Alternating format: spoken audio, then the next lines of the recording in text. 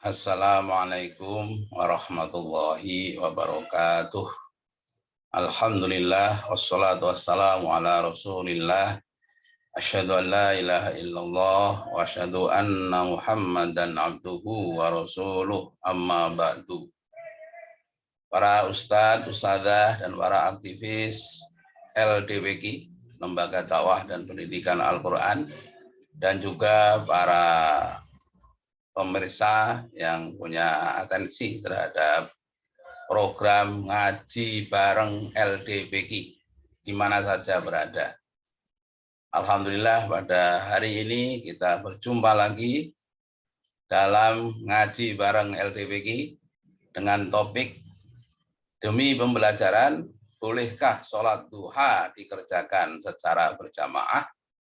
Ya, kita awali bersama dengan membaca basmalah. Ya. Bismillahirrahmanirrahim. Ada pertanyaan demikian. Ya. Niki wawesok saya pengajian PCM Siraman Wonosari. Jamaahnya sekitaran 350 orang. Yang luar biasa, rampung pengajian langsung dilanjutkan sholat duha berjamaah 2 kali 2 rakaat. Maksudnya 2 salam. Ya. Jadi ada 4 rakaat. Dan tidak ada yang pulang duluan. Semua sholat. Yang putri sudah bawa rukuh dari rumah. Nyuwun pirsa kados pundi yektosipun nindakaken sholat duha kanthi berjamaah. Matur nuwun.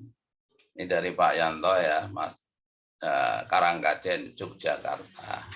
Terima kasih Pak Yanto atas atensinya, atas pertanyaannya. Ya, semoga bermanfaat tidak hanya untuk yang bertanya tapi untuk jamaah dan juga pemirsa semuanya. Lebih dahulu saya ingin menjelaskan tentang sholat duha ya, dan juga fadilahnya. Di samping sholat wajib, Islam juga menganjurkan umatnya untuk melaksanakan ibadah sunnah seperti sholat duha. Sholat duha adalah sholat yang dikerjakan pada waktu duha atau antara waktu setelah matahari terbit setinggi penggala, kira-kira 15 menit ya setelah terbit matahari, hingga sebelum tengah hari siang, ya kira-kira 15 menit sebelum duhur, begitu waktu duhur masuk. Sebagai umat Islam selayaknya kita senang ya mengerjakan amal ibadah termasuk sholat duha. Mengapa? Karena keutamaannya yang luar biasa. Ya. Yang pertama ini keutamaan sholat duha ya, pahalanya seperti bersedekah. Orang Islam yang mengerjakan sholat duha akan memperoleh ganjaran atau pahala sebanyak persendian tubuh. Ada 360 persendian. Hadis dari Abu Dzar, Nabi SAW bersabda, yusbihu ala kulli sulama min ahadikum shadaqah. Tiap pagi ya wajib atas siap sendi dari kamu semua untuk bersedekah. Wa kullu tasbihatin shadaqah. Maka tiap membaca tasbih itu termasuk sedekah. Wa kullu tahmidatin shadaqah. Setiap membaca hamdalah, alhamdulillah, shadaqah. Wa kullu tahlilatin, dan setiap tahlil membaca la ilaha illallah shadaqatun adalah sedekah. Wa kullu takbiratin, dan setiap takbir membaca Allah Akbar shadaqatun adalah sedekah. Wa amrun bil ma'ruf shadaqatun, dan memerintahkan orang lain berbuat ma'ruf adalah sedekah. Wa nahyun 'anil munkar, dan melarang ya, orang lain untuk berbuat mungkar, sedekah adalah sedekah. Wa yudzi'u min dzalika, dan mencukupi untuk semua itu rakaatani, 2 rakaat, maksudnya sholat 2 rakaat, yarka'uhuma minad duha, yang dikerjakannya di waktu duha. Hadis riwayat Muslim. Ya. Imam Nawawi ya mengatakan hadis dari Abu Dzar adalah dalil yang menunjukkan keutamaan yang sangat besar dari sholat duha dan menunjukkan kedudukannya yang mulia. Dan sholat duha bisa cukup 2 rakaat. Ya. Sarah Muslim. Ya. Muhammad bin Ali Asy-Syaukani mengatakan hadis Abu Dzar menunjukkan keutamaan yang luar biasa dan kedudukan yang mulia dari sholat duha. Hal ini pula yang menunjukkan semakin disyariatkannya sholat tersebut. 2 rakaat sholat duha sudah mencukupi sedekah dengan 360 persendian. Ya, ini ada dalam kitab Nailul Autar. Ya. Kemudian yang kedua, ya, utama yang kedua akan dicukupi urusannya ya sampai sore nanti. Dari Nuaim bin Hammar al-Ghatafani, beliau mendengar Rasulullah SAW bersabda dalam hadis qudsi. Ya, hadis qudsi itu adalah hadis yang oleh Nabi disandarkan kepada perkataan Allah. Qala Allahu azza wa jal, Allah telah berfirman, ya ibna Adam, wahai anak Adam, la ta'jiz, ya, la ta'jiz, jangan kamu tinggalkan, an arba'i raka'atin, 4 rakaat, min awalin nahar, ya, dari permulaan siang. Akfika akhirahu, maka aku akan mencukupi, ya, akan mencukupi kamu di akhir siang. Kemudian akan mendapatkan pahala umroh, ya, ini ya, pahala haji dan umroh. Sholat duha di awal waktu akan mendapatkan pahala haji dan umroh yang sempurna.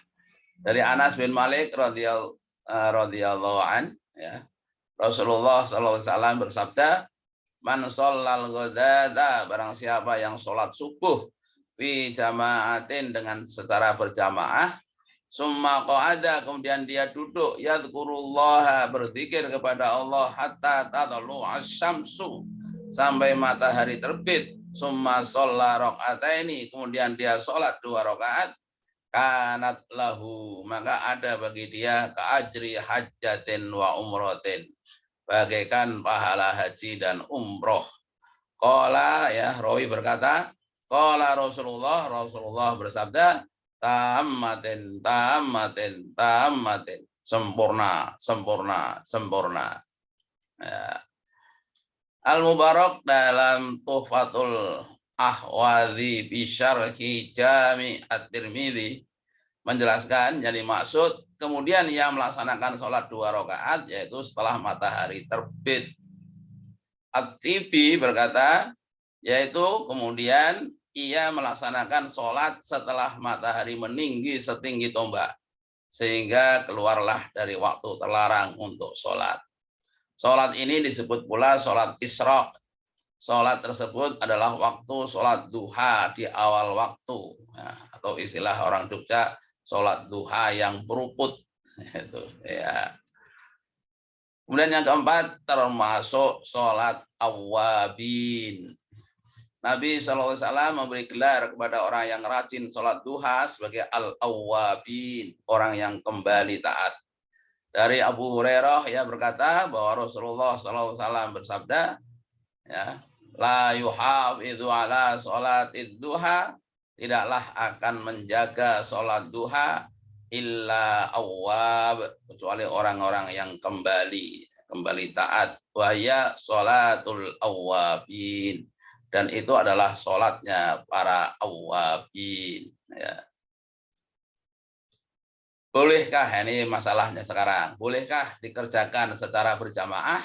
Ini ya, jawab pertanyaan. Profesor Dr. Wahbah Az-Zuhaili dalam kitabnya Al-Fiqhul Islami wa Adillatuha menjelaskan bahwa dalam pandangan mazhab Syafi'iyah hanya ada 7 sholat sunnah yang disunahkan secara berjamaah, yaitu sholat Idul Fitri, Idul Adha, gerhana matahari, yang keempat gerhana bulan, kemudian istisqa, meminta hujan ya. Kemudian yang keenam sholat taraweh, yang ketujuh sholat witir setelah sholat taraweh secara berjamaah. Begitu. Ya. Selain dari 7 sholat sunnah di atas, maka ia tergolong sholat sunnah yang justru sunnahnya dikerjakan sendiri-sendiri atau munfarid, tidak berjamaah. seperti sholat rawatib, ya, kemudian sholat tahajud, sholat duha, ini termasuk sholat witir yang tidak dikerjakan setelah taraweh, sholat istikharah, ya, dan lain-lain. Namun ini tidak berarti bahwa selain 7 sholat di atas tidak boleh dikerjakan secara berjamaah. Karena Rasulullah SAW pernah sesekali melakukan sholat selain 7 itu secara berjamaah. Di antaranya adalah cerita Utban, ya, bin Malik. Berikut ini yang dimuat oleh Imam Al-Bukhari dan Imam Muslim. Anna Nabi, bahwa Nabi SAW ja'ahu, mendatangi dia. Ya, mendatangi dia itu maksudnya dia Utban, ya, bin Malik. Fi baitihi, di rumahnya, ba'da mastaddal naharu, setelah siang cukup panas, nah gitu. Wa ma'ahu Abu Bakrin, dan bersama Nabi ada Abu Bakar radhiyallahu an. Faqala Nabi, maka Nabi kemudian bertanya, ya, kepada Utban ini, aina tuhibbu an usolliya min baitika, di mana engkau suka aku sholat di rumahmu? Fasyartu ilal makanil ladzi ahabbu ayyusolliya fihi, dan kemudian saya menunjukkan kepada beliau tempat di mana aku suka untuk sholat. Faqoma, maka Nabi berdiri, ya, wasoffana, dan kami membuat sof khalfahu di belakang Nabi. Summa sallama wa sallamna hina sallama. Kemudian Nabi salam dan kami pun salam tatkala beliau salam. Artinya kan ini mengerjakannya secara berjamaah, dan itu yang dimaksud adalah sholat duha. Karena apa? Ada kata-kata ba'da mastaddan naharu, ya, setelah siang cukup panas. Gitu. Ini terjemahnya, ya, saya kira tadi sudah saya terjemahkan per lafal. Ya. Tidak hanya itu, Rasulullah juga pernah sholat sunnah berjamaah, ya, selain 7 sholat di atas, bersama Ibnu Abbas, bersama Anas bin Malik, Ibnu Mas'ud, dan semua itu adalah dalam riwayat Imam Bukhari dan Muslim. Dan itu, ya, mungkin dulu pernah saya terangkan bahwa pernah Nabi, ya, mendatangi istri beliau, salah satu istri beliau, kemudian Ibnu Abbas, ya, yang saat itu masih anak-anak, itu di rumah istri Nabi, ya, karena kebetulan istri Nabi itu adalah bibinya Ibnu Abbas. Pada malam hari Nabi bangun, ya, kemudian Nabi wudhu, kemudian Nabi sholat, dan Ibnu Abbas kemudian ikut bangun dan sholat di samping kiri Nabi. Lalu oleh Nabi, Ibnu Abbas diputar agar berada di sebelah kanan. Artinya itu kan sholat malam, ya, sholat lail. Ya. Dari ini Imam Ibnu Qudamah dalam Al-Mughni menyimpulkan bahwa boleh-boleh saja berjamaah pada sholat sunnah, walaupun Rasulullah lebih sering melaksanakannya sendirian, munfarid. Demikian pula pendapat Imam An-Nawawi dalam Al-Majmu', ya, jilid 4 halaman 55, bahwa, ya, saya baca terjemahnya saja, ya. Adapun sholat-sholat sunnah lainnya, selain dari 7 sholat sunnah di atas, seperti sholat sunnah rawatib, sholat sunnah duha, dan juga sholat sunnah mutlak lainnya, maka yang demikian tidaklah disyariatkan berjamaah. Maksudnya adalah yang demikian bukanlah sebuah kesunahan. Namun jika pun dikerjakan secara berjamaah, hukumnya boleh. Lakin lau shallaha jama'atan jaza. Ini kata Imam Nawawi. Ya. Pendapat Al-Utsaimin sekarang. Ada sebuah pertanyaan yang pernah diajukan pada Syekh Muhammad bin Shalih Al-Utsaimin rahimahullah mengenai hukum mengerjakan sholat nafilah, sholat sunnah dengan berjamaah. Ya.